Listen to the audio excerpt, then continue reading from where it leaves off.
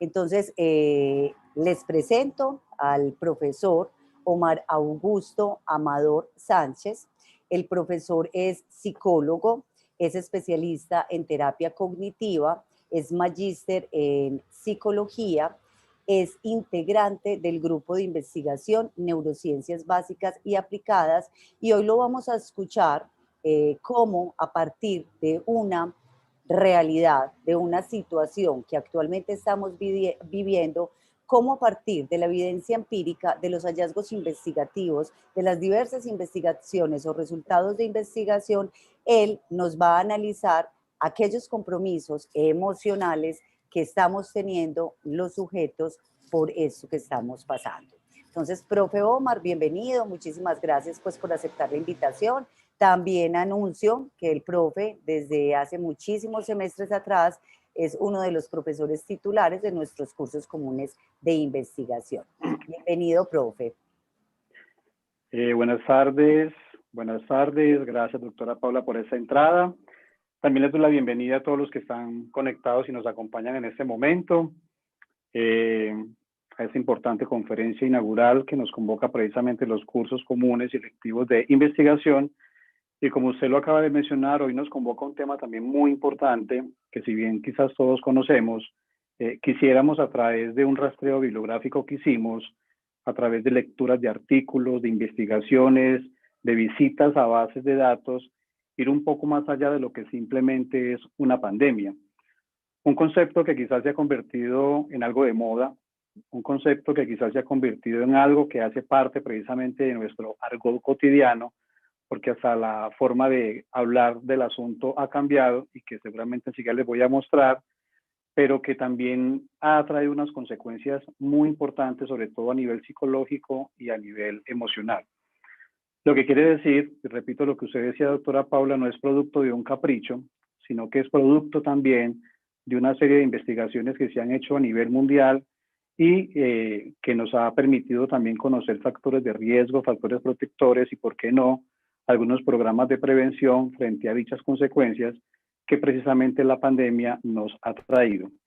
De ahí la decisión entonces que la conferencia inaugural se llame Compromisos Emocionales, Producto de la Pandemia y Tips para afrontarla. Sigo pensando que es un tema que nos sirve bastante a todos, no solamente a los estudiantes, sino a todo el que lo escuche, porque a veces nos quedamos solo con la información que comunican los medios de comunicación, las revistas, los artículos de prensa, los comentarios, la cantidad de expertos que de la nada salieron a partir del momento en que empieza todo este asunto de la pandemia. Pero hemos pretendido profundizar, hemos pretendido basarnos en aquellas evidencias a través de investigaciones, de la aplicación de ciertos instrumentos, de muestras poblacionales en Argentina, en China, en España, en El Salvador, en Colombia, etcétera, etcétera. Y con base en esa revisión, entonces, hemos desarrollado un programa que ya les voy a mostrar y que hace parte precisamente de esta importante conferencia inaugural. Así que con las buenas tardes y de nuevo bienvenidos a este espacio que, repito, seguramente va a ser de gran importancia para todos. Cuando hablamos del término pandemia, quizás alguna vez lo habíamos escuchado, pero seguramente de fondo no sabíamos a qué tanto se refería. Además que pandemia está relacionado también con otros conceptos que, si bien no son sinónimos, se puede relacionar entre sí. Etimológicamente hablando, pandemia significa enfermedad del pueblo. De entrada ya nos está anunciando algo supremamente amplio, algo que está regado a nivel mundial y que, como ya sabemos, ha permitido a que los gobiernos hayan tomado cierto tipo de medidas para que nosotros los ciudadanos finalmente obedezcamos y evitemos al máximo lo que ocurre precisamente en dicha pandemia. Se ha convertido, el término pandemia se ha convertido en una de las palabras más populares a nivel mundial. Lo corrobora la Real Academia Española cuando menciona que en el diccionario de la lengua española es una de las palabras más buscadas. Inclusive, basados en la evidencia, se logró constatar que a finales del año pasado hubo más de 84 millones de visitas al diccionario buscando precisamente ese término como tal. Y se calculaba que diario estaba dichas visitas aproximadamente de 3 millones a 3 millones y medio indagando, buscando y tratando de conocer el término como tal y la historia del término como tal. Y también llevó a que se buscaran historias de la pandemia o historias de distintas pandemias y lo que se hizo y las consecuencias a nivel social y económico que se vivió en esos momentos. Hoy en día entonces se habla de una nueva realidad, que también es otro concepto que se está repitiendo allí constantemente y que indica la tendencia a la gente querer saber más. Indica una tendencia a saber qué es lo que pasa allí, qué es lo que sucede allí y de fondo realmente qué significa esto.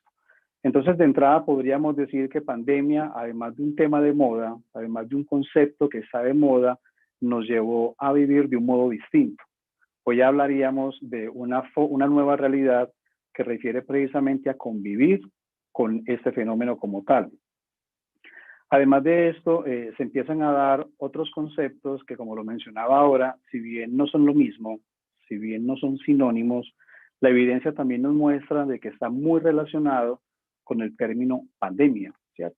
Entonces, el coronavirus, que es el gran protagonista, digámoslo de esa forma, lleva también a que se refieran términos como asintomático, ya se habla de aislamiento hoy en día, se habla del distanciamiento, se habla de lavarse las manos, se habla de quedarse en casa, ya se escucha la palabra cuarentena constantemente, luego ya se habla de teletrabajo, se habla de la virtualidad y de las comunicaciones y de los programas y de conferencias como es a nivel virtual, ya se habla de la videollamada, inclusive en nuestros papás, en nuestros abuelos que quizás nunca habían escuchado estos términos, hoy en día los están estrenando.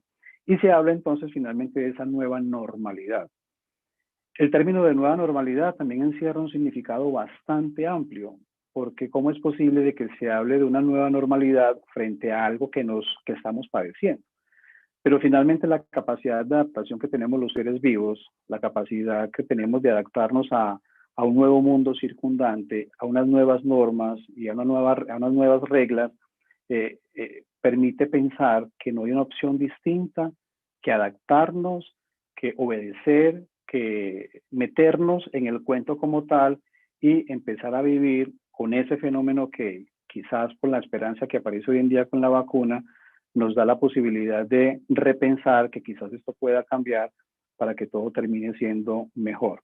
Entonces, fíjense que esta lista, que inclusive refieren algunas investigaciones, están relacionadas con el término pandemia y de alguna forma nos obliga a que en algún momento del discurso o en algún momento de nuestras comunicaciones los tengamos que tocar o al menos los tengamos que pronunciar.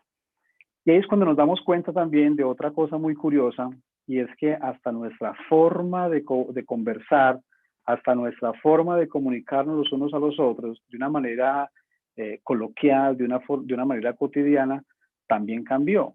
Y uno dice, ya somos un poco más técnicos a la hora de hablar. Y no es que estemos chicaneando ni que estemos queriendo saber más, a pesar de tantos expertos que salieron por ahí, pero ya se hace parte de una cotidianidad, de un léxico popular que de forma inconsciente, no planeada, simplemente mencionamos y pronunciamos algunos de los conceptos que ya acabo de mostrar, entre otros. Entonces hoy, por ejemplo, ya en los chats, en los WhatsApp, se ven mensajes como los que tengo en la pantalla.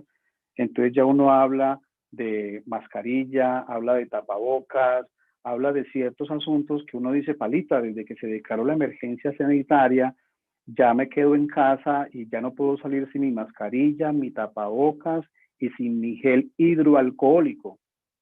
Y uno dice, wow, ¿cuándo aprendí esos conceptos tan extraños, pero que de alguna forma hacen parte de esta nueva realidad? Y se ven otras conversaciones también a nivel de chat.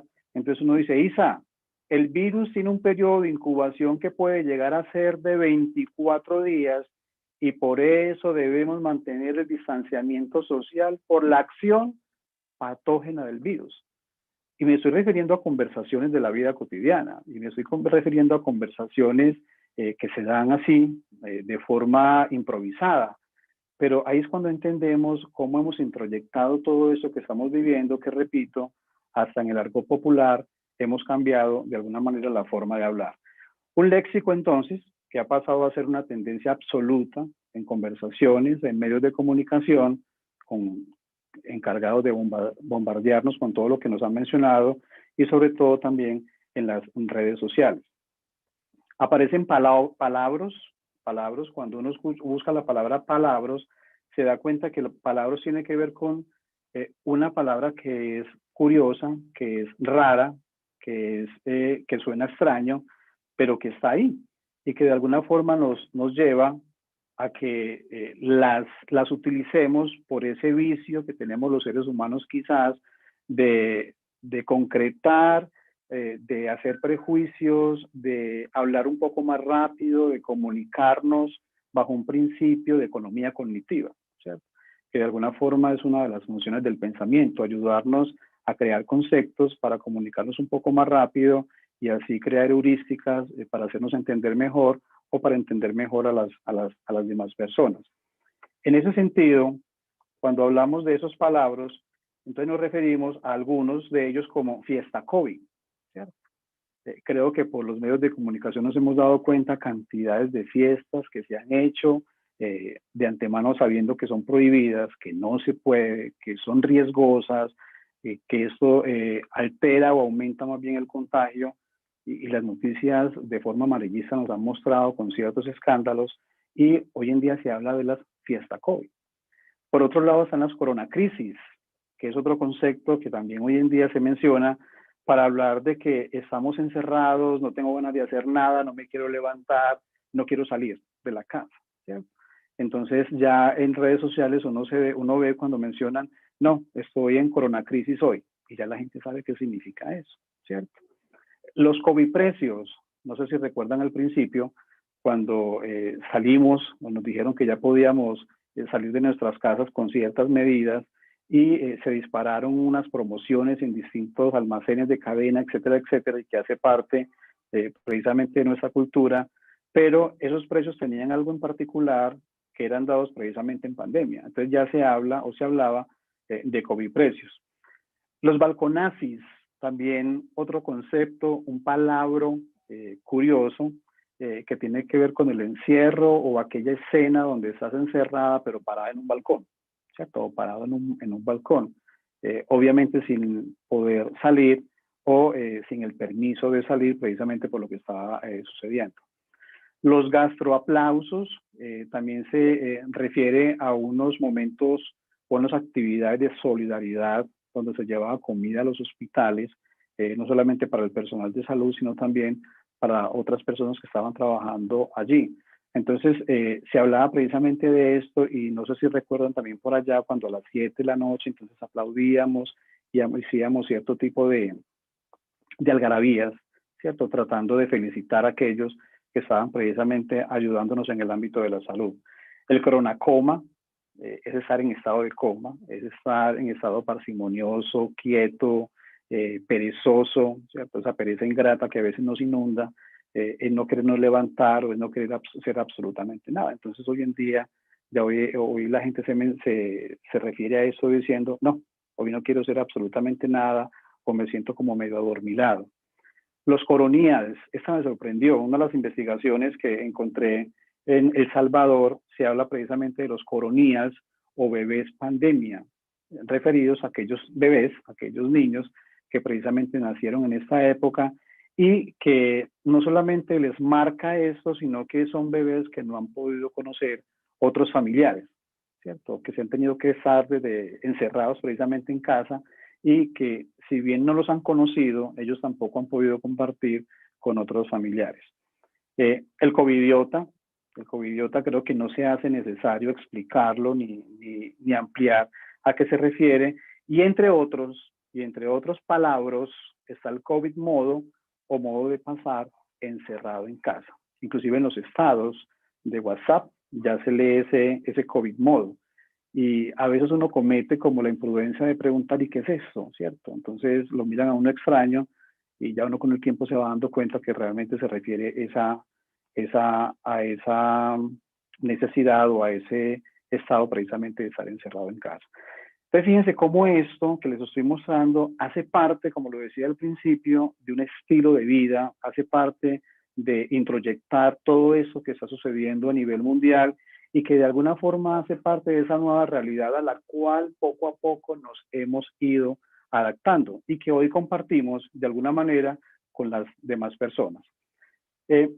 Entonces, como también lo mencionaba, hoy se conversa distinto, hoy se habla distinto, hoy se mencionan asuntos que ya no tienen que ver tanto con palabrerías y vocablos que quizás estábamos acostumbrados, sino que hoy en día, en vez de hablar de encerrados, ya hablamos de confinamiento.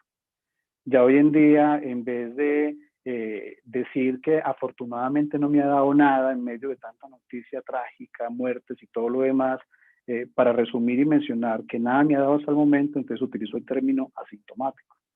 O en vez de hablar de médicos, enfermeras, auxiliares, como lo hacíamos antes, ya hablamos de personal sanitario, ¿cierto?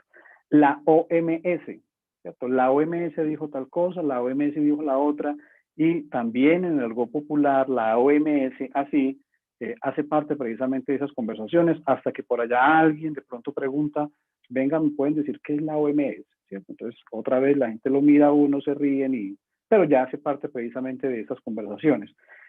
Guantes, tapabocas y mascarillas, ya técnicamente se habla de kit de protección, y en vez de hablar de mocos, tos, dolor en la garganta, y etcétera, etcétera, entonces se habla de síntomas.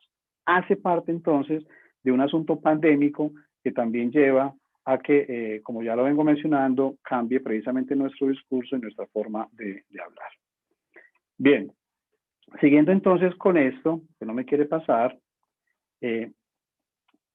atravesamos otra discusión en la que no vamos a entrar, y ese es si se dice la COVID o el COVID, ¿cierto? La COVID y el COVID, que lo vamos a dejar así.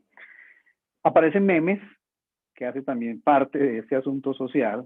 Aparecen memes, algunos muy importantes, otros que no se pueden mostrar, otros que no se pueden leer, y finalmente otros que ni para qué explicarlos, ni para qué mencionarlos, el mismo meme lo dice. Ahí lo tienen en la pantalla, ¿cierto? Por ahí se dice que cuando uno cuenta un chiste es mejor no explicarlo, entonces simplemente se los muestro. Dijeron 15 días y luego otros 15 y han pasado 84 años. El de arriba dice cuando el ciclista que acabo de morder, se me pasó, cuando el ciclista que acaba de morder empieza a toser, ¿cierto? Y el de abajo probando el gel antibacterial que hice con un tutorial de YouTube. Entonces fíjense todo este fenómeno, lo que ha traído, lo que nos ha enseñado y seguramente nos sigue enseñando, y que va desde lo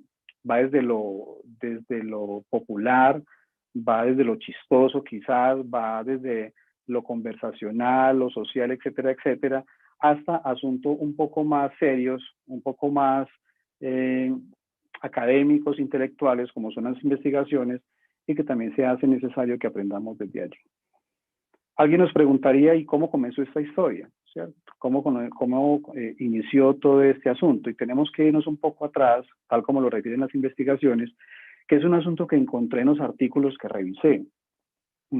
Revisamos aproximadamente entre 15 y 16 artículos y nos dimos cuenta que la mayoría de los artículos inician siempre contando la historia. Cuando digo contando la historia es contando el inicio de todo este asunto de la pandemia.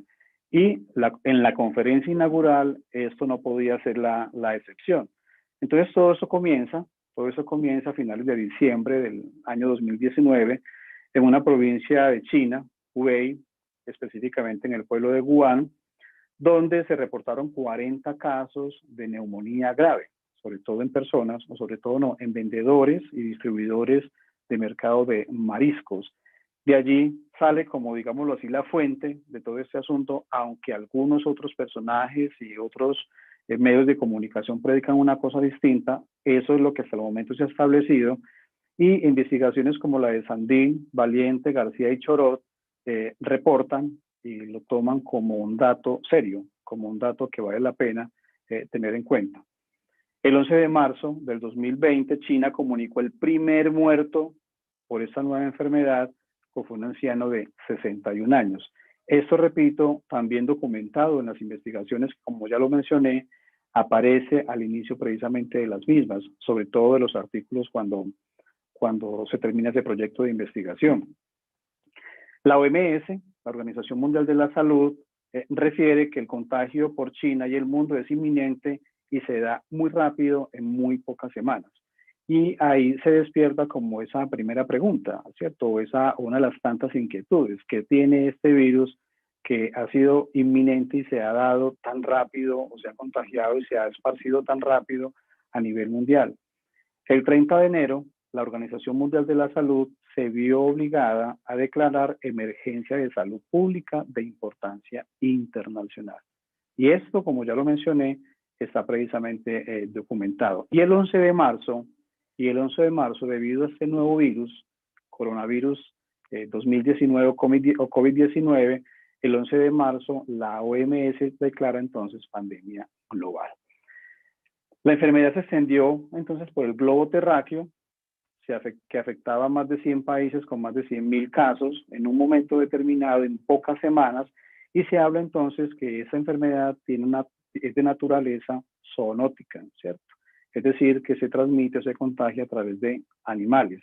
Y ahí también empieza una discusión, otra serie de investigaciones que afortunadamente han ido aclarando poco a poco y que han resultado ser, con evidencia empírica inclusive, válidas para crear un poco más o tener un poco más de información seria. En la investigación de Sandin y otros, se reporta que los primeros casos en el mundo se dieron en Francia el 24 de enero, en Alemania el 25 de enero e Italia el 30 de enero. Ya para el 31 de enero en adelante se empiezan a reportar otros casos en los distintos países de Europa. Pues ya se habla en España, se habla de Suecia, Reino Unido, Rusia, entre otros, y poco a poco esto se va expandiendo, como seguramente ya todos lo sabemos. Al 26 de marzo, miren esto, al 26 de marzo, esta investigación dice que las cifras de contagiados alcanzaban un poco más del 500.000 de casos, y al 2 de abril, a los pocos días, superó el 1.000.000 de contagiados. En Colombia se reporta ese primer caso a raíz de una persona que viene de otro país, y esta persona acudió a los centros de salud en nuestro país precisamente y presenta unos síntomas que ya son conocidos o que se empiezan más bien a conocer y que tienen que ver precisamente con este virus, ¿cierto?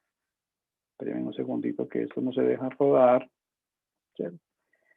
Y se activan los protocolos de bioseguridad, se activa aquello que había que hacer para determinar realmente si los síntomas pertenecían a este virus o no, y precisamente esta ciudadana que venía de Milán, Italia, se confirma como primer caso en Colombia, y a partir de ahí, obviamente no, se refieren otros contagios más, y es cuando se empieza también a prender la alarma de que el virus llega a nuestro país. 6 de marzo del 2020, todos los territorios ustedes deben partir de ese momento para activar su plan de contingencia, se da la orden como tal para enfrentar ese reto en salud precisamente mundial. Se declara entonces cuarentena, otro de los términos que quizás habíamos escuchado, pero no teníamos claridad en sí de lo que podría significar, al menos no desde la experiencia, y de acuerdo al Ministerio de Salud y Protección Social, se declara cuarentena en Colombia para contener el contagio a partir del 25 de marzo, precisamente del año pasado. El confinamiento entonces trae obviamente una cantidad de consecuencias que están hoy en día documentadas. El confinamiento conlleva distanciamiento social, suspensión de actividades. Creo que muchos recordamos ese momento cuando nos dijeron para las casas, nadie sale, todo el mundo encerrado, a hacer sus labores desde allí, y la vida nos empieza a cambiar, ¿cierto? La vida empieza a ser distinta. Aparece el uso obligatorio también del tapabocas, de ciertas normas que no estábamos acostumbrados, ese distanciamiento, ese aislamiento también nos cuesta un poco y nos dimos cuenta que el asunto era en serio, a pesar de tantos comentarios, noticias quizás falsas, pseudo expertos que salían por ahí hablando asuntos que no eran producto de una evidencia empírica como tal, etcétera, etcétera, y empieza una sobreabundancia de información que nos lleva precisamente a que tengamos un descontrol, que no sepamos qué creer, no sepamos qué hacer e inclusive no sepamos qué ver, porque estaban los medios de comunicación por un lado, pero también estaban los expertos o pseudo expertos que teníamos a nuestro alrededor. Entonces empieza todo esto y obviamente eso lleva a unas consecuencias a nivel emocional, a nivel psicológico, que empieza a alterar la salud mental. Solo que allí la importancia estaba más orientada hacia lo biológico, hacia lo epidemiológico y otros asuntos que si bien eran importantes, se estaba fraguando otros daños o otras consecuencias en la salud mental. En esta investigación de Sandin, entonces, se refiere que el confinamiento trae ciertas consecuencias y es cuando se despierta ese interés en querer saber qué es lo que causa o a qué puede llevar precisamente esta nueva realidad.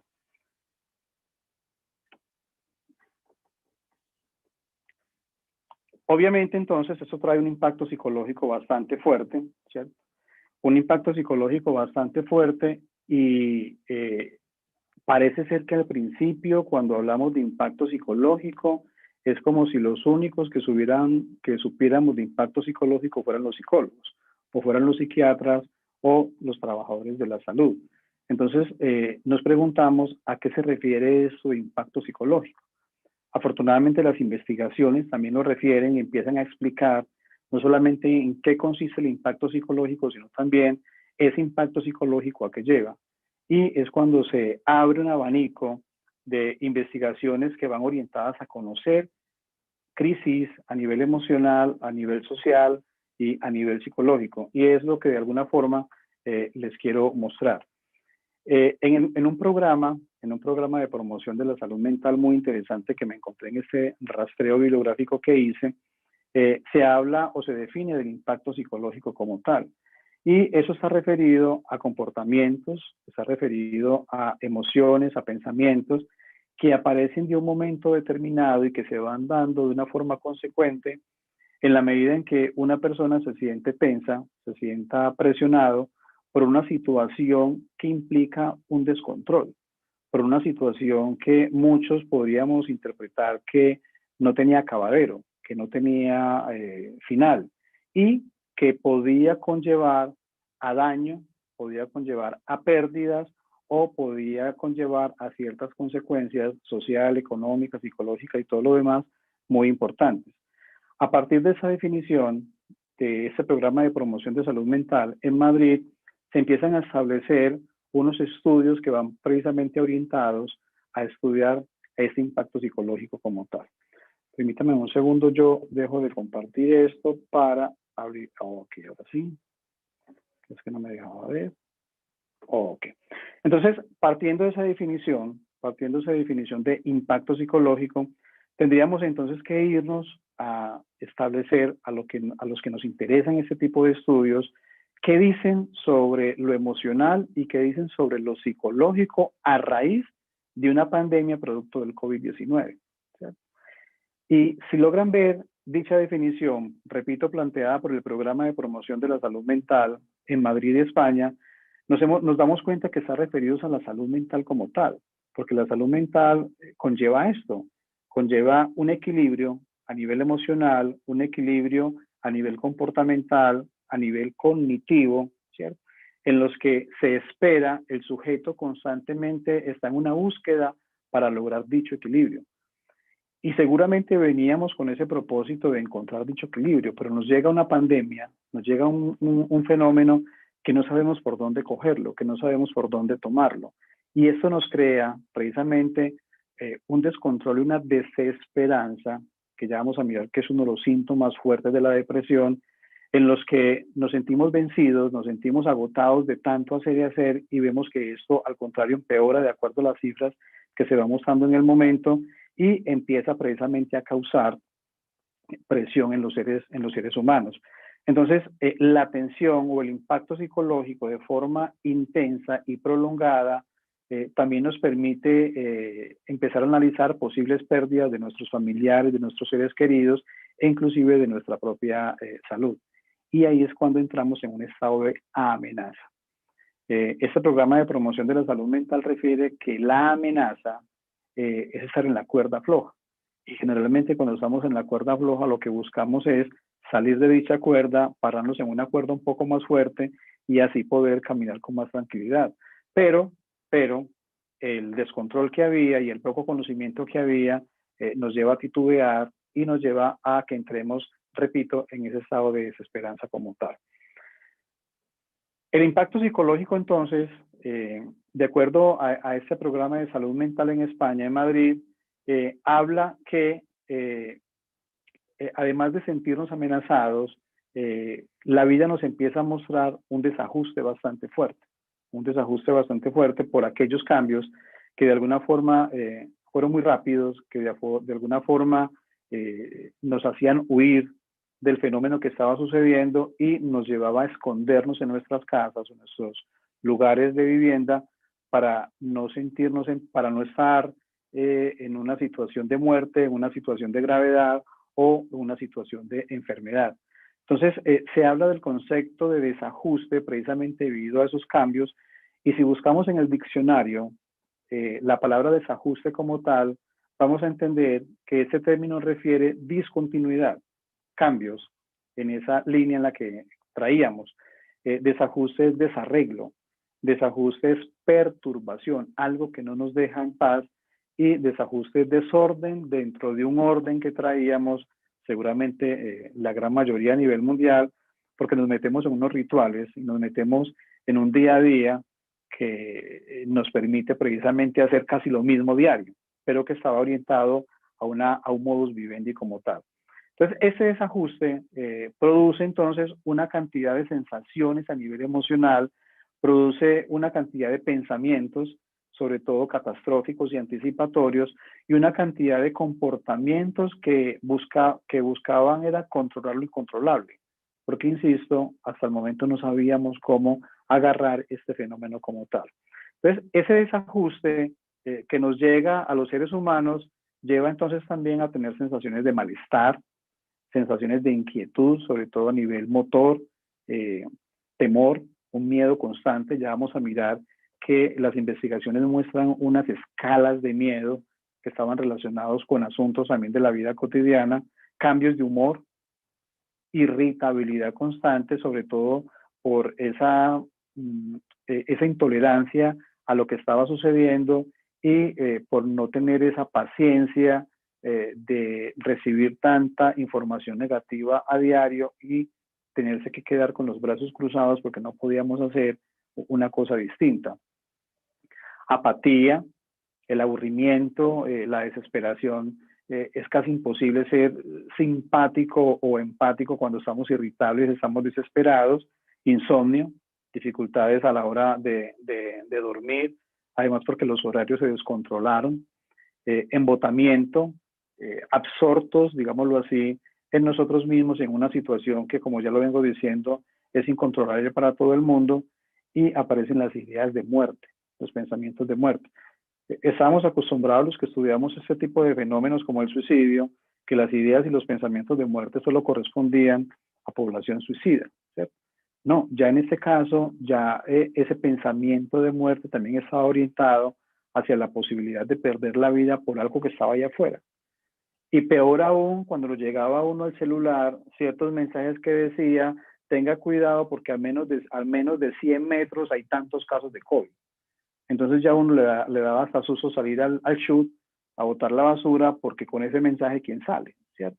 Entonces aparece esa posibilidad de morirme, o esa posibilidad de que se mueran esos seres queridos o esas personas que son cercanas. Sensación de abandono. Esa sensación de abandono tenía que ver también porque Siento que mi familia está ahí, pero no la puedo ir a visitar. Siento que mis amigos están ahí, pero no pueden venir a visitarme. Siento que el mundo está ahí, pero a través de una pantalla. Y eso empieza a crear ciertos sentimientos de abandono que inclusive si bien los tenía, los agrava, los dispara y los acrecienta. Y también vamos a mirar que la depresión como enfermedad mental eh, tiene como síntomas importantes, como síntomas pactognomónicos a nivel cognitivo, la sensación de abandono. Entonces también nos estaban avisando, o esos desajustes también estaban avisando que se estaba ahí cultivando consecuencias a nivel mental como enfermedades como la depresión y la desesperanza.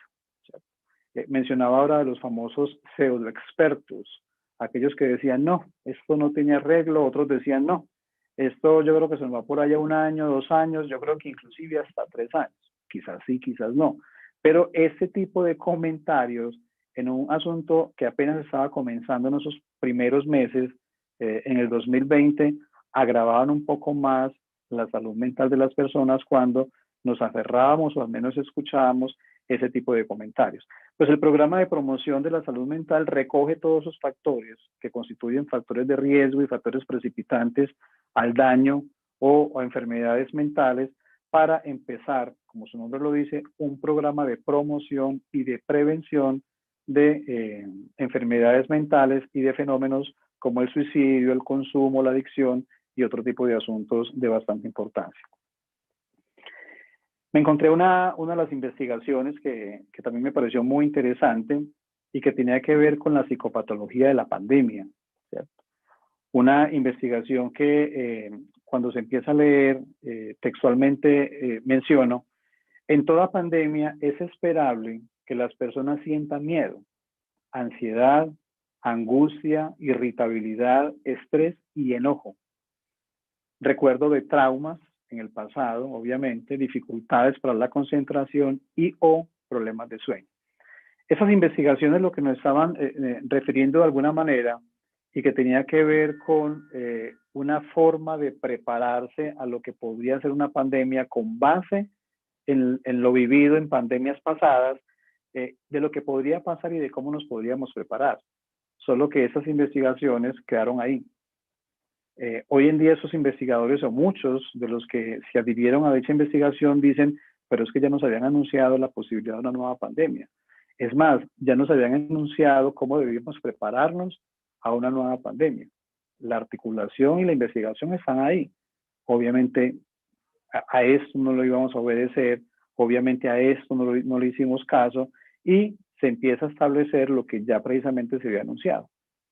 Síntomas de ansiedad, síntomas de irritabilidad, problemas de sueño, dificultades para concentrarse, angustia, y con las investigaciones de hoy en día esto se verifica y eso se confirma, ¿cierto? Las tasas están allí, las tasas de prevalencia están allí y los investigadores así lo reportan como tal. Entonces, con base en esto, que en toda pandemia se ha presentado y seguramente en esta y futuras pandemias se van a presentar, se empiezan a determinar si bien va a haber angustias, si van a haber miedos, si va a haber irritabilidad, problemas de concentración, etcétera, etcétera, pues exploremos esos sentimientos, exploremos esas emociones y empiezan una serie de estudios alrededor de lo que genera el COVID y el confinamiento con base en dichas emociones. Entonces aparecen estudios como el que les muestro en la pantalla, las emociones y reflexiones concernientes precisamente a la pandemia del COVID por el COVID-19 en países como Argentina. Esa investigación, que también me pareció muy interesante y por eso lo traigo a colación, tuvo como objetivo explorar los sentimientos y expectativas que genera el COVID-19 a nivel global. Y se hizo a través de un muestreo aleatorio estratificado acorde a la distribución por edad, por sexo en dicha población argentina. Y lo relevante de esa investigación es que se explora aquellas emociones más relevantes a nivel global debido precisamente a la pandemia. Y en esa escala o en esa línea hay más prevalencia de sentimientos o de emociones como la incertidumbre, como es el miedo y como es la angustia. Sin embargo, nos vamos a dar cuenta que no era suficiente nombrarlo. Habría que mirar qué es incertidumbre y cómo esto afecta al ser humano, que es el miedo, que siempre se ha conversado de que es una emoción natural, que es propia de los seres vivos y que tiene una función adaptativa, pero en este caso, si bien era adaptativa, también nos está estropeando nuestra forma de vida, en el sentido de que cuando tenemos miedo buscamos inmediatamente quitar la amenaza para otra vez entrar en ese equilibrio o para que nuestro cuerpo entre de nuevo a esa homeostasis como tal, que es esa búsqueda constante precisamente del equilibrio. Pero por mucho que buscábamos, no lo lográbamos encontrar. Entonces, se determina que no es solamente la presencia de miedo, sino los tipos de miedo en dicha población. Y el tercero, a nivel global, en cuanto a sentimientos y emociones, está la angustia o la ansiedad, que en algunas investigaciones se maneja el término como igual, en otras se refiere a la angustia más como trastorno o como síntomas de pánico y la ansiedad como algo cognitivo que nos permite anticiparnos a aquello catastrófico que pueda suceder. La incertidumbre, entonces, en la investigación de Johnson y otros, se habla que la incertidumbre refiere un sentimiento que se vincula a cierto tipo de situaciones en las que no permite o no se permite la planificación. Es decir, se nos sale de lo que generalmente planeamos, se nos sale de lo que generalmente programamos e inclusive anticipamos. Y la sensación de incertidumbre, entendiendo lo que sale en esos productos de investigación, es estar perdidos en un momento determinado sin saber qué hacer. Esto de alguna manera nos lleva a un descontrol. Pero cuando los seres humanos generalmente entramos en estado de descontrol, buscamos cierto tipo de explicaciones o causas de lo que está sucediendo para obtener al menos una ilusión de control. Y es cuando nos aferrábamos o cuando nos pegamos de alguna manera a lo que son los medios de comunicación, a los que son las noticias e inclusive a aquellos mensajes que podían ser optimistas para tener un poco más de certidumbre. Algunos nos metimos de alguna manera también a promover noticias positivas, pero también nos dimos cuenta que hoy publicamos una noticia positiva y el otro día aparecía una negativa que se iba en contra de la que se había publicado el día anterior. Entonces entrábamos o se entra de nuevo en ese estado de incertidumbre que, repito, se vincula a ciertas situaciones en las que no se puede planificar o donde no se puede programar algo en particular. La incertidumbre también conlleva preocupación ante situaciones impredecibles, genera impotencia, obviamente, genera resignación y, como también lo mencioné, esa falta de control. Esa falta de control sobre todo para ciertas personalidades que son rigurosas, que son algo obsesivas, que son muy planeadoras, de este tipo de personalidades que generalmente anticipan lo que pueden pasar y todo lo tienen estrictamente organizado, pues la pandemia nos estaba llevando a un sentimiento totalmente lo contrario. Y nos estaba diciendo, no cabe la programación, no cabe la planeación, espera. Pero también la espera llevaba a la desesperanza, porque se decía, ¿hasta cuándo tengo que esperar? ¿Cierto? La incertidumbre está vinculada a consecuencias sociales, obviamente, y económicos, que finalmente llevó a medidas como el aislamiento, donde, repito, había que quedarse allí en espera de lo que podía pasar, pero que no estaba bajo el control de nosotros mismos. El segundo, entonces, elemento en esa fila de sentimientos emocionales que encuentra esta investigación, me encuentro otra, que también está muy relacionada con la anterior, Sandin y otros, y esta investigación que se llama Impacto Psicológico de la Pandemia de COVID-19, efectos negativos y positivos en población española asociados al periodo de confinamiento nacional, fue publicado en la revista de Psicopatología y Psicología Clínica el año pasado. Menciona datos como los que les muestro en pantalla. Los miedos más comunes y el porcentaje precisamente de esos miedos comunes en cierta población. Entonces se menciona que más del 40% de los encuestados refieren temor al contagio y temor a la enfermedad o la muerte. Ese dato coincide con otras investigaciones también. En esa escala de miedos, el miedo más prevalente o el miedo más mencionado en las poblaciones, en las distintas muestras poblacionales, tenía que ver precisamente con ese temor al contagio, con ese temor a la enfermedad y por ende el temor a la muerte. El 49% reporta miedo a la muerte de algún familiar. Inclusive algunos vivimos esto, cuando uno dice, tengo a mi mamá cerca o tengo a mis familiares cerca, pero no los puedo ir a visitar. Y cuando medio se pensaban ir a visitarlos, aparecían precisamente cierto tipo de noticias que nos estaban confirmando de que no se podía, cierto tipo de reportes que no se podía. Además del 49% de esas personas que reportaron miedo de muerte de algún familiar, también el 42.7% en esa investigación reporta miedo a que el contagio aumente y el miedo a salir de casa. Entonces, lo interesante, insisto, desde que comencé la conferencia, y es, más allá de decir que estamos preocupados, que tenemos miedo, que tenemos ansiedad, el ejercicio investigativo nos permite profundizar. El ejercicio investigativo y el rastreo nos permite saber qué más hay de lo que dicen en Facebook o lo que dicen los noticieros, ¿cierto? Y el ejercicio investigativo nos permite también conocer bajo evidencia, bajo procesos sistemáticos planteados de forma adecuada, datos como esto, y que, insisto, nos permite conocer un poco más el fenómeno y el comportamiento de ciertos fenómenos como las emociones, en este caso el miedo. Por otro lado, también se constató, en esa fila de miedos, también se constató mayor preocupación y tipos de miedo en las mujeres. Eso también me llamó la atención porque las investigaciones 4 o 5 que encontré donde se establece esa diferencia entre mujeres y hombres y los impactos emocionales debido a la pandemia por el COVID-19, generalmente este dato salió a relucir, que los miedos o los niveles de miedo eran mucho más amplios o había mayores niveles de miedo en mujeres comparados con hombres.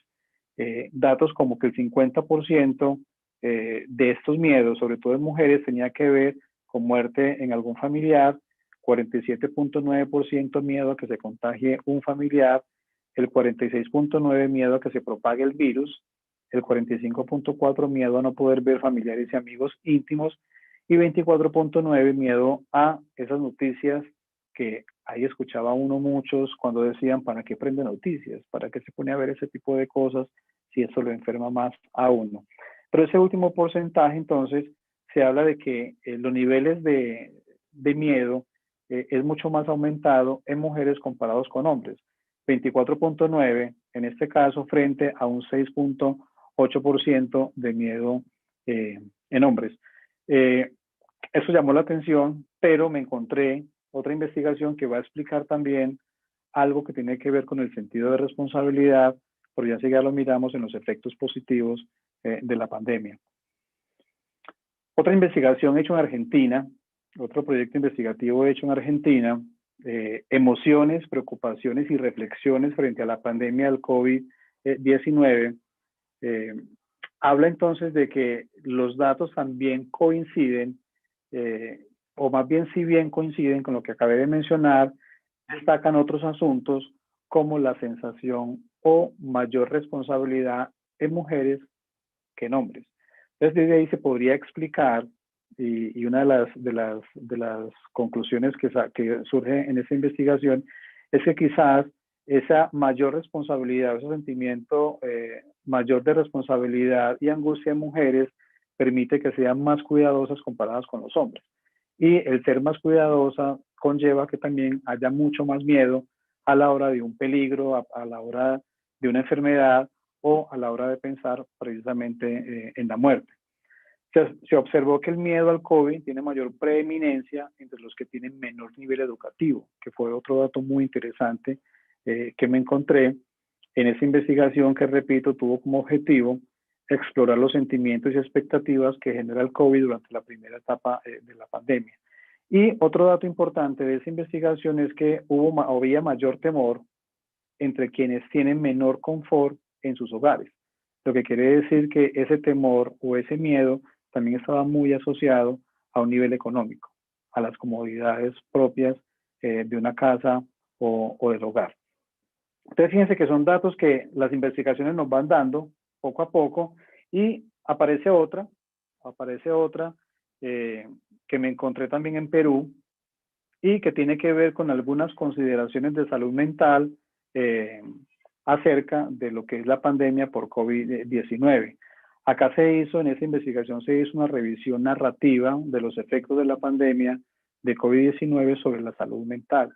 Y esas narrativas, esas entrevistas, esas preguntas que le hicieron a distintas personas, incluyendo el personal de la salud, arrojan ciertos asuntos muy importantes como ansiedad por la salud, que tenía que ver con cierto tipo de sensibilidad a padecer o cierto tipo de sensibilidad frente a las reacciones que tenían en el cuerpo. Entonces, al principio era una sensación de angustia, una sensación de ansiedad por cualquier tipo de señal que el cuerpo despertaba en un momento determinado. Entonces, dentro de las narrativas mencionan algunas personas que decían con solo toser que era un problema grandísimo, porque era el susto de que quizás ya había llegado el COVID a nuestra casa. Otras personas narraban cómo cuando entraban a los ascensores, era la angustia de que alguien de pronto tosiera o estornudara o algo así por el estilo.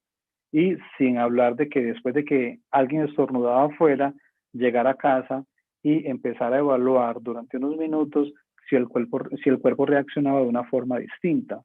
Entonces, a eso, esta investigación llamó ansiedad por la salud, muy similar a uno de los trastornos dentro de los somatomorfos o de los somatoformes, que tiene que ver con la hipocondriasis, a veces el miedo a padecer una enfermedad, pero también las investigaciones muestran que dichos miedos a padecer una enfermedad hace que se sienta dichos síntomas de la enfermedad. Acá estaba sucediendo algo, solo que no se podía hablar de trastorno hipocondríaco ni trastorno somatoforme, porque lo que se está viviendo era parte precisamente de asuntos o de fenómenos que estaba inmersa en nuestra población. Entonces, esa particularidad que se necesita para diagnosticar un trastorno como tal, acá no se estaba viendo, pero sí lo llaman ansiedad por la salud. Recordemos que la ansiedad tiene que ver también con una emoción muy parecida al miedo, muy parecida al miedo. Inclusive algunos teóricos mencionan que ansiedad y miedo fisiológicamente son lo mismo, pero que hay una diferencia a nivel cognitivo bastante importante. Y es que la ansiedad generalmente es anticipatoria y la ansiedad va acompañado más de pensamientos catastróficos. Y esto hace que la ansiedad nos sirva para prepararnos, para anticiparnos y poder contrarrestar aquello malo o aquello dificultoso o aquello negativo que pueda aparecer. En este caso, entonces, era anticipar la posibilidad de ciertos síntomas relacionados con un fenómeno que estaba ahí constantemente, que está, porque a veces hablo como si ya hubiera pasado, no, que está constantemente ahí dando las vueltas. A eso entonces se suman las creencias disfuncionales acerca de la enfermedad y el contagio. Entonces ya nos hablaban de que el contagio se podía dar a través de los zapatos, a través de la respiración y una cantidad de asuntos que también disparaba cada vez más esa paranoia que teníamos frente a lo que podían ser síntomas de este virus como tal. Entonces, esas creencias disfuncionales también conllevan a que nuestro estilo de vida obviamente cambie, a que nuestro estilo de relacionarnos con nosotros obviamente cambie y a que los cuidados que anteriormente no teníamos en cuenta, hoy obligatoriamente teníamos que tener en cuenta. Y también en esta investigación, frente a la ansiedad por la salud, se habla de comportamientos desadaptativos porque ya se empezaban a ver excesos. Ya pasaba ese límite dentro de lo que era esa nueva realidad y se empezaban a establecer comportamientos o se empezaban a visibilizar más bien comportamientos muy propios de los obsesivos. Y tenía que ver con un excesivo lavado de manos, tenía que ver con retraimiento social, pues porque no se podía ni hablar, precisamente por ese miedo al contagio, y aparece también esa compra compulsiva que se suponía que anteriormente estaba relacionado con temas de ropa, maquillajes y lujos y todo lo demás. Ya hoy acá la compra compulsiva se orienta es hacia productos que tienen que ver con el lavado, que tienen que ver con la asepsia y que tienen que ver precisamente con el aseo. Entonces, esa investigación, esta revisión narrativa que se hizo en Perú, da muestras entonces de cómo una consecuencia o cómo una alteración emocional dada a través de la ansiedad también hace parte precisamente de esos compromisos, como se llama la conferencia, de esos compromisos emocionales debido a la pandemia por el COVID-19. No podía faltar la depresión. Se ha mencionado siempre que la depresión es la enfermedad mental reina, es la enfermedad que es silenciosa y que está ahí y que va llegando poco a poco a las personas, pero estábamos acostumbrados de que la depresión simplemente era un asunto de psiquiatras, de psicólogos y de aquellos que estaban sufriendo por algo o sufriendo por nada, ¿cierto? Como algunos inclusive lo refieren, ¿no? En este caso, los estudios, como un estudio chino realizado en 1.210 personas, en el 2020 también, descubrió que prácticamente la pandemia nos estaba trayendo una cantidad de síntomas que tenían que ser parte de nuestra nueva forma de vida. Porque nos estaban diciendo que uno, te tienes que encerrar, te tienes que aislar. Dos, tienes que quedarte en casa, quedarte quieto, quedarte sin hacer, entre comillas, nada. Tres, porque tienes que perder la esperanza de lo bueno que pueda pasar, puesto que las estadísticas muestran que eso está subiendo y se está empeorando, ¿cierto? Cuatro, porque aparecen ideas de muerte, la posibilidad de morirme, la posibilidad de muerte de otras personas cercanas o allegadas, etcétera, etcétera. Y nos fuimos dando cuenta precisamente de esto, y las investigaciones lo corroboran, cómo la pandemia indirectamente nos estaba trayendo esos síntomas que son propios de la depresión. En esa investigación, por ejemplo, el 13.8% padecían de síntomas de depresión leve. Se dieron cuenta precisamente en ese estudio. El 12.2% padecían síntomas de depresión moderada y el 4.3%, que si bien es bajo, era parte también de una de las consecuencias emocionales de lo que es la pandemia. El 4.3% estaba presentando síntomas graves de depresión. En ese estudio se discute si realmente esos síntomas aparecieron debido a la pandemia o se acrecentaron, se afianzaron o se dispararon debido a la pandemia. Y ahí se establece un límite que se menciona como futuras investigaciones, si realmente se exacerban los síntomas que estaban o realmente aparecen con este cambio de vida.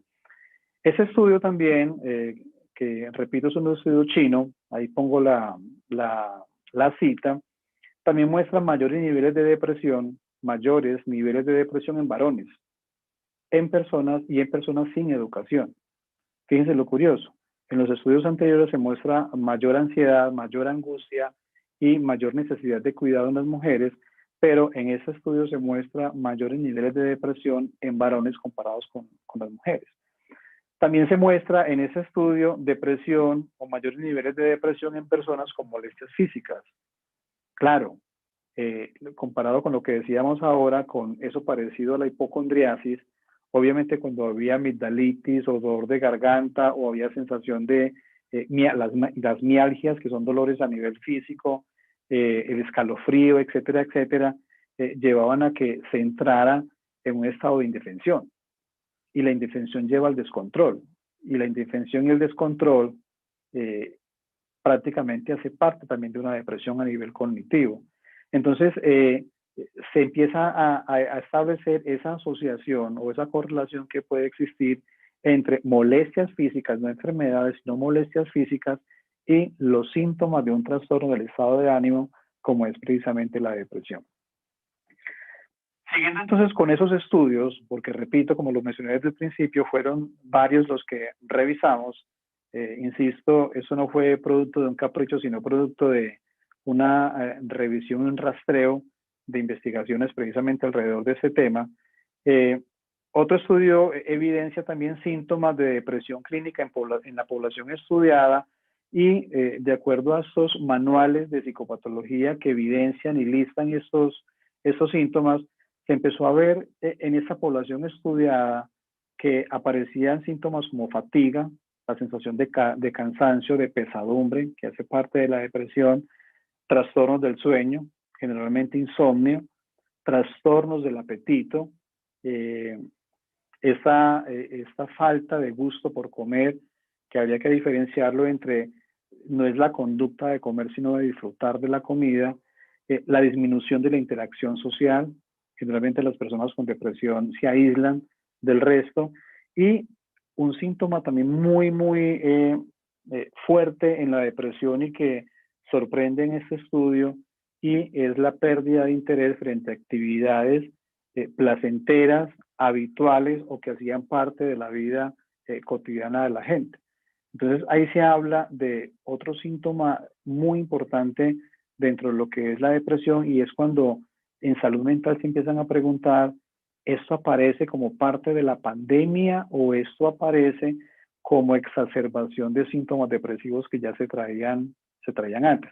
Sobre todo este último, que en el argot clínico se llama anedonia, y que tenía que ver precisamente con esa pérdida de disfrute frente a actividades que por naturaleza son disfrutables. Otro fenómeno que no podía faltar a nivel de consecuencia emocional y que tenía que ver, o que tiene que ver más bien con el estrés. El estrés es un concepto que ha sido discutido también y que de distintas áreas se define de una forma distinta.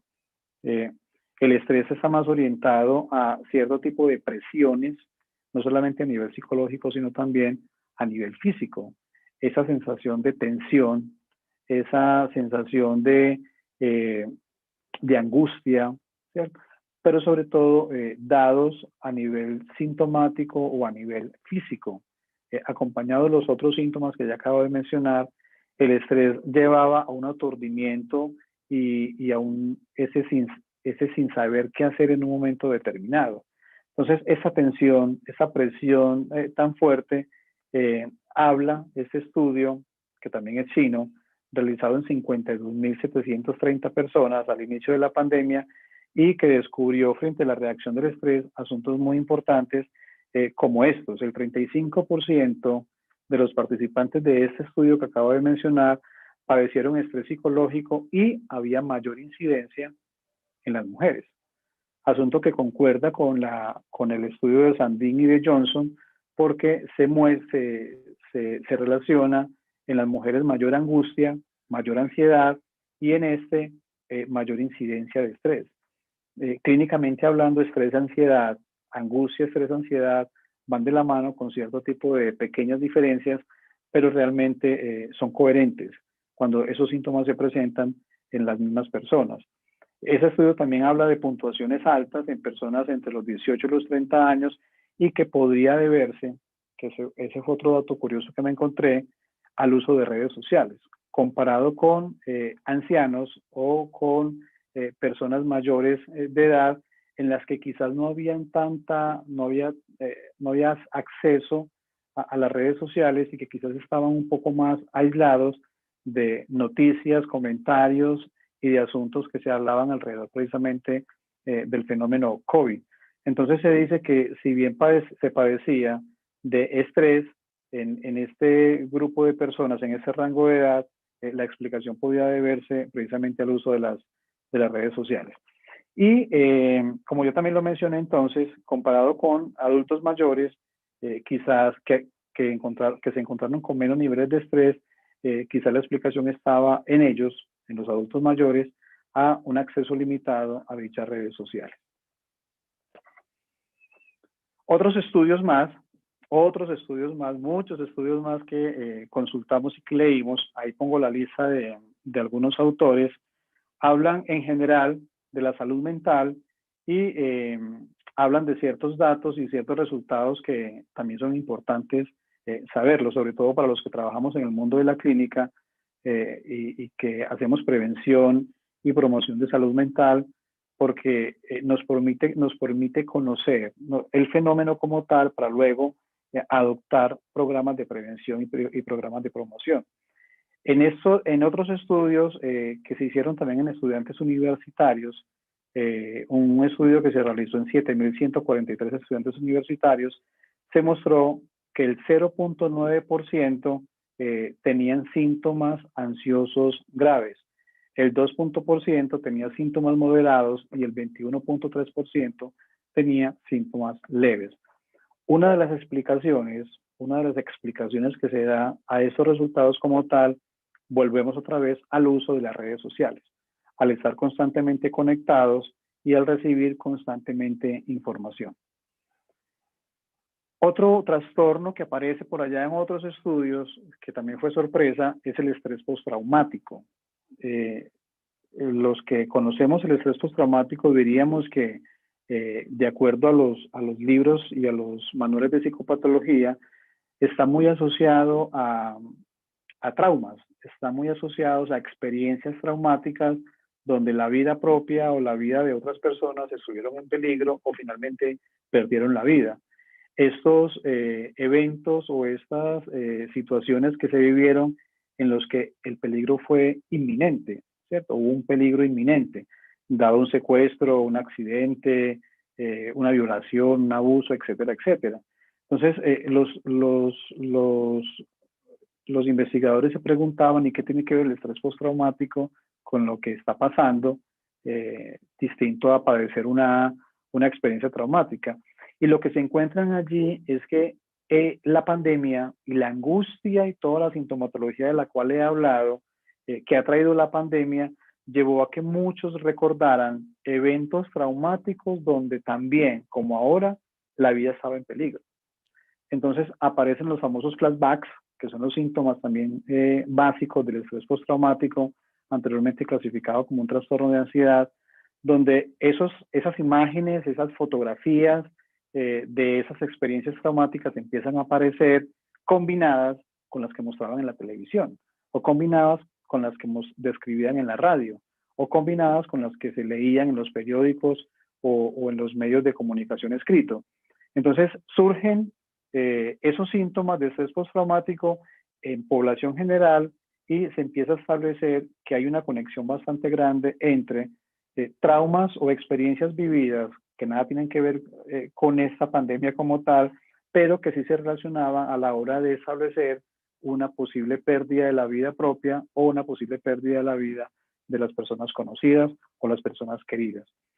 Aparecen síntomas de hiperactividad e hiperreactividad en esa población estudiada, en la que hay una inquietud motora, una inquietud cognitiva y, como ya lo habíamos mencionado, esa incertidumbre, ese no saber qué hacer, que aumenta el desespero, aumenta la irritabilidad y aumenta ese descontrol bajo una situación que, como ya lo mencionaba y como lo mencionan los autores, no se sabía qué hacer. Y los recuerdos angustiosos recurrentes que no necesariamente tenían que ver con enfermedades físicas o con síntomas de enfermedades físicas como tal, sino con la culpa, que también está muy relacionado con la depresión. Porque al pensar en la muerte, al pensar en la posibilidad de morirme, como lo explican los autores, llevaba a arrepentirme de aquello que hice, o a arrepentirme de aquello que dejé de hacer, o a haberme encontrado con tal persona que lo pude haber hecho en tiempos pasados, o simplemente de quizás querer volver a donde había estado y que no había aprovechado a plenitud. Entonces, esos recuerdos angustiosos recurrentes también aumentaban un desequilibrio emocional debido precisamente a todo ese asunto pandémico debido al COVID-19. No podía quedarse por fuera un fenómeno que nos ha perseguido siempre y que hemos trabajado precisamente para prevenirlo, y me incluyo en él, pero que no logramos detener, y es el fenómeno del suicidio. Hoy en día las investigaciones muestran cómo se dispararon las tasas de suicidio,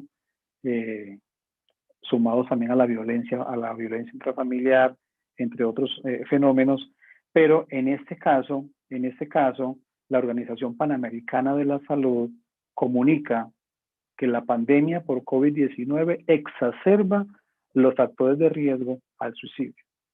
Y cuando se habla de factores de riesgo, se refiere a aquellas situaciones, aquellas experiencias o aquellos momentos que pueden disparar un aumento suicida. Y hago énfasis en disparar porque no es que cause el suicidio como tal. Los estudios refieren que el suicidio no tiene una sola causa o que el suicidio no tiene causas. El fenómeno de suicidio está atravesado son por unos factores de riesgo, unos factores precipitantes que disparan una vulnerabilidad al mismo. En este caso, la pandemia por COVID-19 constituye un factor como tal a el fenómeno del suicidio. Porque de entrada, ya esta pandemia estaba afectando la salud mental de la población mundial. El 90% de las personas que se suicidaron, de acuerdo a la Organización Mundial de la Salud, padecían una enfermedad mental o tenían alteración en la salud mental. Entonces llega la pandemia a empeorarnos el asunto o a empeorar el asunto y obviamente se va a convertir entonces en un factor que puede disparar una conducta o la conducta suicida como tal. Esos factores de riesgo que estaban asociados o que ponían en riesgo más aún la vida de las personas y que podían disparar precisamente esa conducta suicida, estaba relacionada con una exposición excesiva a medios de comunicación. Esta investigación de Sandín, Valiente, García Escalera y Chorot así lo refieren a través del estudio que hicieron. Cómo se convirtió la sobreabundancia de información a través de medios de comunicación con temas del COVID, de la pandemia, y que podían agravar de alguna forma la salud mental y poner en peligro inclusive la vida misma. La intolerancia a la incertidumbre. Es que no estamos acostumbrados a estar encerrados ni nacimos para estar encerrados. Además que la búsqueda de la libertad siempre ha sido una constante en muchos y en ese momento nos estaban diciendo no, tienes que encerrarte. ¿Qué va a pasar con lo económico, con lo social, con la familia, con lo afectivo, etcétera, etcétera? En un asunto sin salida. Esa intolerancia precisamente a esas sensaciones hacen parte de esos factores de riesgo.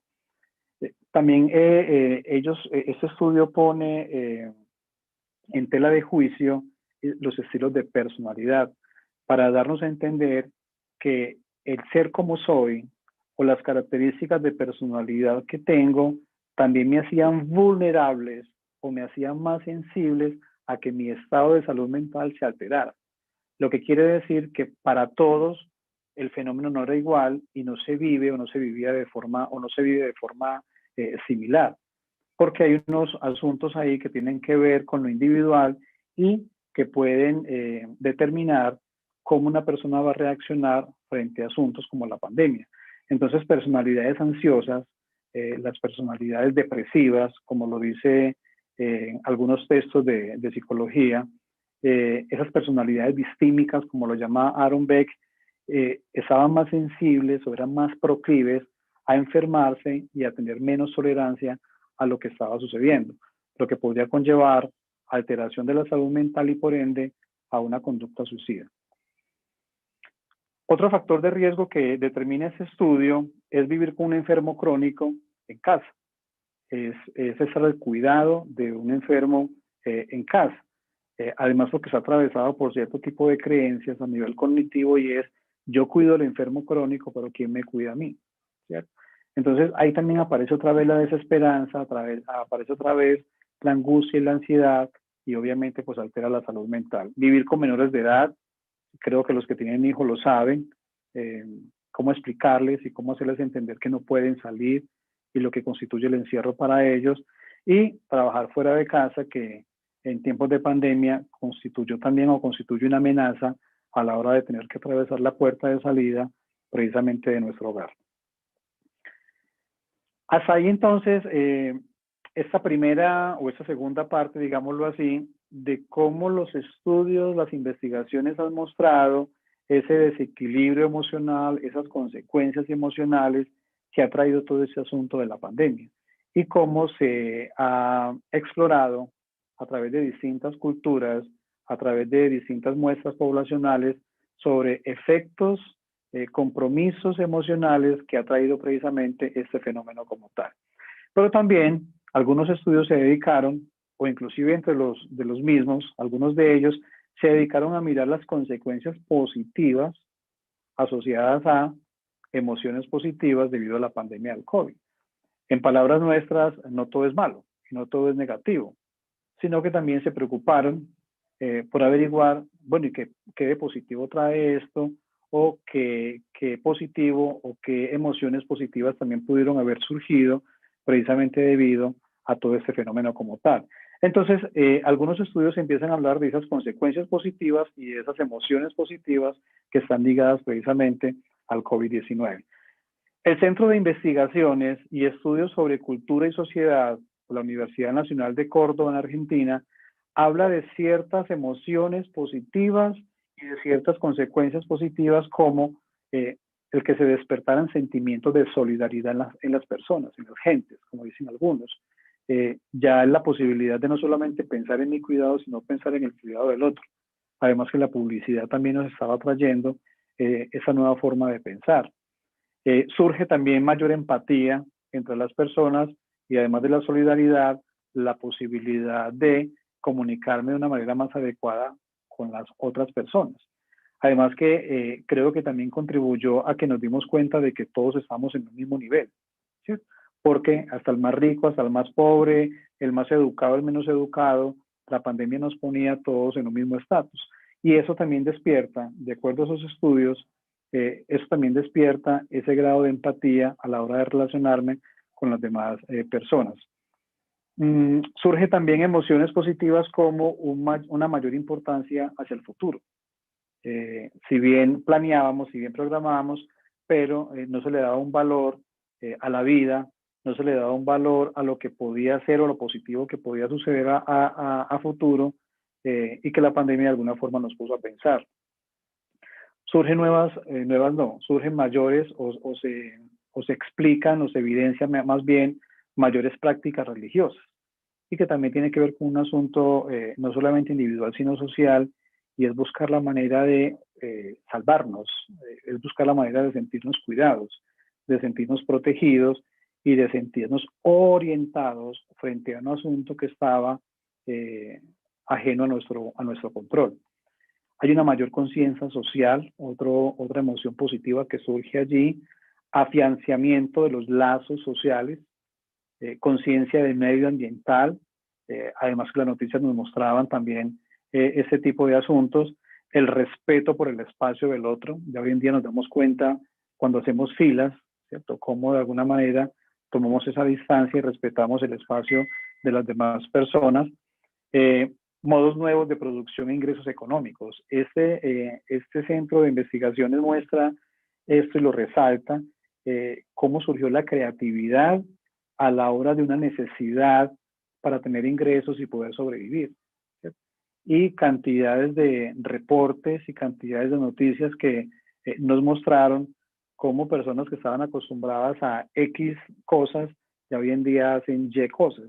Y esto se descubrió precisamente en tiempos de pandemia, además que por una necesidad, como ya lo mencioné. Otra de las emociones y de las consecuencias positivas tiene que ver con mayor limpieza e higiene en la sociedad. Yo creo que eso lo sabemos. Y valorar actividades al aire libre, porque está el deseo precisamente de salir, está el deseo de querer hacer algo afuera. Inclusive en Argentina y en España los estudios también reportaron que se convirtió en un factor protector frente a consecuencias negativas por COVID-19 el vivir en casas que tuvieran un jardín, comparados con aquellas familias que no tenían jardín o no tenían un espacio dentro de casa donde precisamente compartir con los demás o cambiar de ambiente. Ok, hasta ahí entonces asuntos que tienen que ver, como ya lo mencioné, con consecuencias positivas, negativas, a nivel emocional, etcétera, etcétera. Pero en resumidas cuentas, creo que todos sabemos que esto nos trajo crisis, que eso nos trajo desesperaciones, o nos ha traído, y se está padeciendo inclusive hoy. Se habla hoy de mayores niveles de depresión en Colombia, mayores niveles de suicidio, etcétera, etcétera. Entonces, algunos estudios dicen, y en medio de tanta crisis, en medio de tanto padecimiento, en medio de tanto descontrol, entonces, ¿qué hacemos? ¿Cuál es la mejor posición que debemos adoptar para enfrentar esto de la mejor manera posible? Entonces surgen otros estudios que muestran algunos resultados que apuntan hacia cierto tipo de programas, actividades que permitirían afrontar la crisis de una manera más adaptativa. Y que están alrededor o que se centran en esa pregunta, cómo afrontar las crisis emocionales debido precisamente a la pandemia. Entonces ahí es cuando pensamos en algunos tips que, si bien no se refieren a consejos, ni se refieren a cierto tipo de programas televisivos o de revistas que le dicen a uno qué tiene que hacer o qué tiene que dejar de hacer, pues con base en investigaciones y con base en evidencia, sí se logra mostrar que dejando de hacer determinadas actividades y haciendo otras, contribuyen o constituyen factores protectores a la salud mental.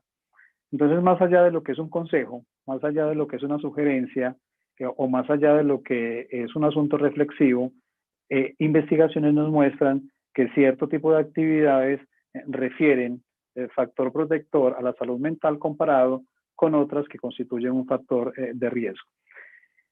Cuando hablamos entonces de los tips, a lo que nos vamos a referir es aquellas actividades, es aquellos asuntos que, si se tratan de una forma o de una manera adecuada, pueden aumentar nuestra capacidad de adaptación a un asunto bajo el cual no tenemos control. Entonces, lo que buscamos con esos tips, y avalados en el programa de promoción de salud mental de Madrid, España, que tiene la evidencia allí, por tratarse de un acontecimiento fuera de la experiencia humana o fuera de la experiencia habitual de los seres humanos, supone obviamente un desafío de primera magnitud para nuestra capacidad de adaptación. Entonces, estos tips o este programa de promoción de salud mental está orientado a una mayor y más rápida adaptación a una nueva realidad que ya hoy en día todos conocemos. Dentro de esos tips o dentro de ese programa de promoción de salud mental, están dadas esas orientaciones que se utilizan desde un enfoque preventivo y que promocionan la salud mental. Dentro de ellas está mantener hábitos de salud que propicien el cuidado del cuerpo. Seguramente ya lo habrán leído, seguramente lo habrán mencionado, pero lo que les muestro acá, insisto, está dentro de este programa de promoción de la salud mental en Madrid, España. Esos hábitos de salud que propician ese cuidado del cuerpo refiere ejercicio físico. A nivel biológico nos damos cuenta cómo se liberan toxinas, cómo aumentar la presión arterial y trabajar o hacer trabajo cardiovascular nos ayuda precisamente a combatir y a disminuir el estrés. Una alimentación adecuada, el adecuado está dado por horarios, por el tipo de alimentación, por la dieta balanceada, etcétera, etcétera, que contribuye precisamente a que físicamente nos sintamos mejor. Obviamente los hábitos higiénicos que se deben mantener, y no solo se refiere al cuidado por un posible contagio, sino también al cuidado personal y a la higiene personal. Se sugiere desde este programa mantener los ritmos de sueño y descanso, estableciendo horarios tanto para lo uno como para lo otro, sobre todo para las personas que tenemos trabajo en casa. Y la moderación del consumo de alcohol, tabaco u otras drogas. Aquí lo que dice el programa no es tanto llegar a la abstinencia como tal, sino a la moderación del consumo o a disminuir el abuso de la sustancia. Siguiendo con esas recomendaciones que, repito, van orientadas a una pronta adaptación a esa nueva realidad y a una promoción de la salud mental, ese programa orienta o refiere retomar rutinas conservando los horarios, como ya lo mencioné, practicar actividades de ocio, el juego, las actividades grupales en casa o a través de la comunicación virtual con seres queridos o personas conocidas, etcétera, etcétera. Encontrar la importancia de pequeños detalles o disfrutar de las pequeñas cosas cotidianas que quizás antes pasaban de largo, antes no eran precisamente de importancia, sino que a veces ni siquiera las veíamos, pero hoy en día la pandemia nos invita a eso, es disfrutar de lo cotidiano, es disfrutar de momentos en casa para poder no solamente disfrutar con los demás, sino también a contribuir a la propia salud mental. Muy importante, dialogar acerca del malestar y el sufrimiento. Y va en doble vía, no solamente desarrollar esa capacidad para expresar emociones, sino también desarrollar la capacidad de escucha frente a las emociones del otro en la medida en que no se juzgue o en la medida en que no se hagan juicios de valor frente a lo que las personas precisamente refieren. Entonces, este programa de promoción de salud mental sugiere que se debe establecer diálogo y se debe permitir que se hable, que se comuniquen las emociones negativas que se viven en un momento determinado. Lo que indica el siguiente y es facilitar espacios para conversar con las personas de su entorno y que hace parte precisamente de momentos agradables en casa. Acá se habla de chismear y aquí o algunas veces se habla de simplemente palabrear. ¿Cierto? Y dentro de este programa es una de las recomendaciones precisamente evitar largas discusiones, más bien conservar las conversaciones y mantener relaciones con amistades y familiares cercanos. Todo esto con base en estudios que se han hecho y repito, todo esto como parte de ese programa en los que se propicia la salud mental y se previene las enfermedades mentales. Otras recomendaciones que tienen que ver precisamente con esos tips o que tienen que ver precisamente con esa prevención de esas emociones negativas, que ojo, no es evitarlas, sino más bien compensarlas y adaptarnos o adaptarlas de alguna forma a un asunto que termina siendo hoy en día algo normal o algo normalizado. Tiene que ver con reconocer el dolor y la preocupación, no tanto la propia, sino también la de los otros. Cuando se habla de reconocer el dolor y la preocupación, a mí particularmente me parece muy importante porque es aprender a aceptar lo que está pasando. Es aprender a mirar que esto es lo que hay y que se nos sale de las manos, que no está bajo nuestro propio control y que no nos queda un asunto distinto que precisamente adaptarnos a ellos y responder precisamente a ellos de la mejor manera posible. Esto ligado al siguiente, que es compensar el estrés. Es decir, no es hacer caso a aquellos libros de autoayuda o aquellos mensajes de autoayuda, libérese del estrés, no sienta estrés, no tenga estrés. No es, el estrés hace parte de la vida cotidiana y hace parte precisamente de lo que está viviendo. Entonces, acá lo que toca, y es una de las recomendaciones de ese programa de prevención y de promoción, es hacer actividades que compensen un estrés que se ha convertido en algo naturalizado y que tienen que ver con actividades lúdicas, tienen que ver con disfrutar con la familia, tienen que ver con el diálogo, tienen que ver con el valor de las pequeñas cosas que anteriormente no le dábamos importancia y que ahora es hora de dársela, etcétera, etcétera. Centrarse en aquello que sí puedes controlar, me parece también un asunto muy sabio en esas recomendaciones de ese programa de salud, y es ubicarnos en aquello que está bajo nuestro control y obviamente ubicarnos en aquello que no está bajo nuestro control. Y creo que la pandemia como tal hasta cierto punto está bajo nuestro control, hasta donde evitemos el contagio, nos quedemos en casa y cumplimos las normas sanitarias que hasta el momento se han dictado. Normalizar la experiencia de miedos en nosotros, muy importante también, como lo dice este programa, porque normalizar la experiencia de miedos en nosotros es aceptarle al otro y comprenderle al otro que tiene miedo y que lo normal es que tenga miedo y lo normal es que tengamos miedo. A eso se refiere con normalizar dicha experiencia como tal. Además que en la medida en que lo normalicemos, evitamos irnos en contra de los sentimientos del otro. Evitamos discutir esos sentimientos del otro, porque precisamente hace parte de nuestro nuevo modus vivendi. Darse la oportunidad de volver a empezar, que se sabe no es un asunto fácil. Este programa lo explica supremamente muy bien y en el artículo de izquierda también se menciona muy bien, y no se trata de el facilismo de que aquí nada está pasando, pero sí empezar a pensar en la posibilidad de un nuevo comienzo, de un nuevo inicio, porque el otro, en el que ya habíamos comenzado, la pandemia de alguna forma lo ha atrofiado o lo ha interrumpido. A nivel cognitivo, a nivel terapéutico, muy importante, haga una lista de aquellas emociones y pensamientos que le causan mayor sufrimiento, para que los identifique. Además que con un psicólogo, con un terapeuta se pueden conversar, pero es importante que se identifiquen dichas ideas que generalmente son catastróficas, generalmente son negativas y que causan precisamente dicho sufrimiento.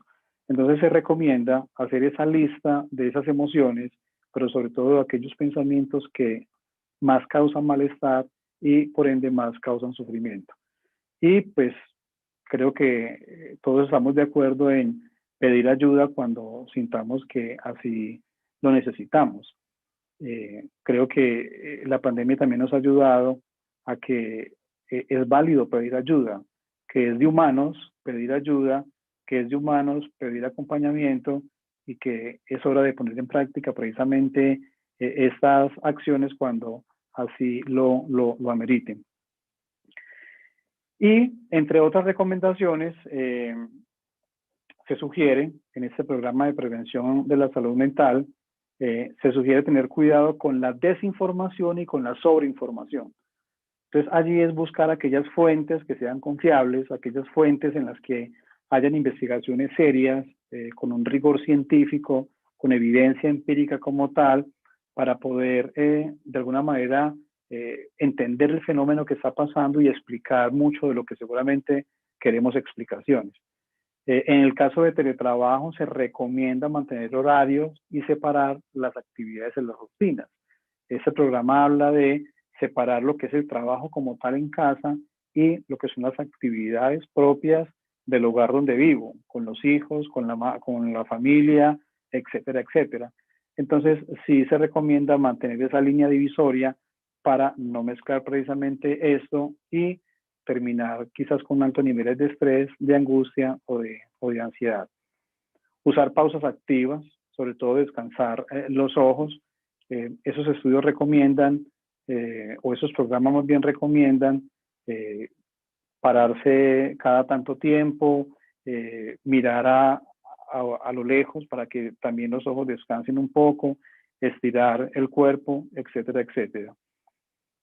También recomiendan cuidar la presentación personal. Esto contribuye a la autoimagen y por ende a la autoestima. En ambos casos, la autoimagen tiene que ver con la manera en cómo yo me vea, y es obvio pensar que si me veo mal, seguramente no me trato bien del todo.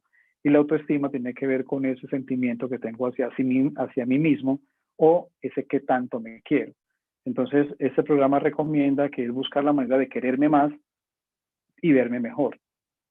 Y entre otros asuntos, realice ejercicios mentales como la lectura, crucigramas o ese tipo de actividades que nos permitan ejercitar un poco la capacidad de análisis y la capacidad de interpretar información de maneras distintas y obviamente poderla comunicar y poderla conversar con otras personas.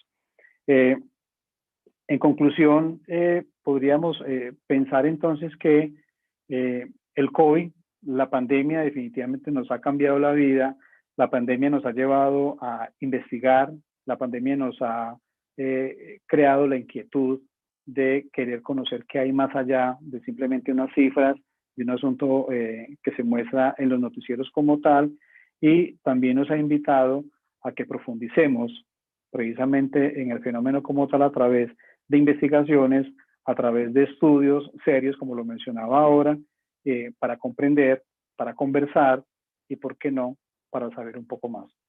Así que gracias por estar conectado con nosotros.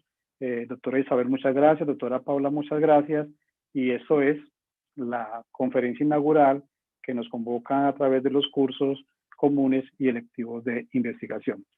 Les deseo a todos una feliz noche y que descansen y nos sigamos cuidando.